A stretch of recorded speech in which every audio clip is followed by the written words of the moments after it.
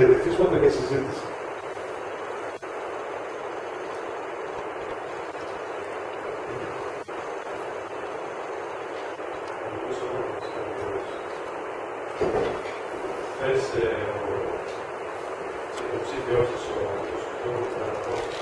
Ο οποίος γιορτάζει το πάνω τα πλοία.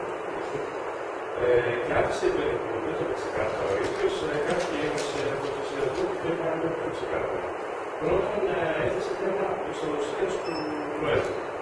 Οπότε θα κάνουμε ξεκαθαρίσει αυτό και γνωρίζω ότι μάλλον δήλωσε ότι ήταν εθνολογική η δράση στο επίπεδο της διοίκησης. Έτσι, μια απάντηση σε αυτό. Και βέβαια από την άλλη έδωσε την καθαρά πολιτικοποίηση του κτηρίου. Θεωρώ ότι είναι κομματικός ο συνδυασμός σας.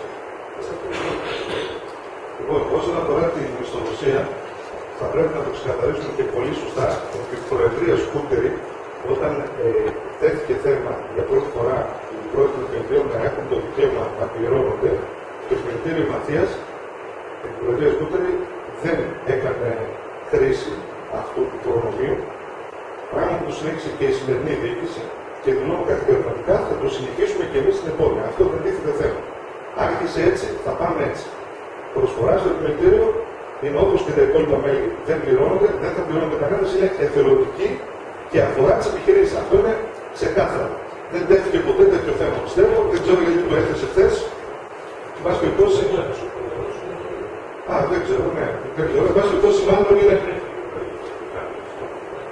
Λοιπόν, δεν τίθεται θέμα ξεκάθαρα, δεσμευόμαστε ότι αυτό δεν θα γίνει ποτέ. Άσχετα, καθόλου ότι δεν είναι σωστό. Γιατί ένας πρόεδρος θα μπορούσε να προτείνει και να έχει μελετήσεις να είναι εκεί και να κάνει έργο. Γιατί όταν είσαι χαριστή, έχεις το άλοθη, έχεις τη δουλειά σου και είναι σαν δεύτερη μέρα του πρόβλημα. Δεν διεκδικώ κάτι, οπότε αυτό που λέω. Θα μπορούσε ενδεχομένως να συζητηθεί σε μία διοίκηση για να ισχύσει στην επόμενη. Θα είναι άτοψο σε μία. Επειδή κάποια στιγμή δηλαδή ο κύριος Κούτερης δεν ήταν συνταξιούχος, δεν είχε επιχείρηση, είχε το χρόνο να είναι πάνω. Ο κύριος Σουζόπουλος που συνέχισε και δεν είναι ποτέ εκεί, δεν έχει έργο. Τέλος πάντων, εγώ δεν γνωρίζουμε αυτή. Θα ήταν πιο απαιτητικό αν είχε κάποια αμοιβή ο πρόεδρος, θα είχαμε και πιο πολλές απαιτήσεις να είναι εκεί και να προσφέρει.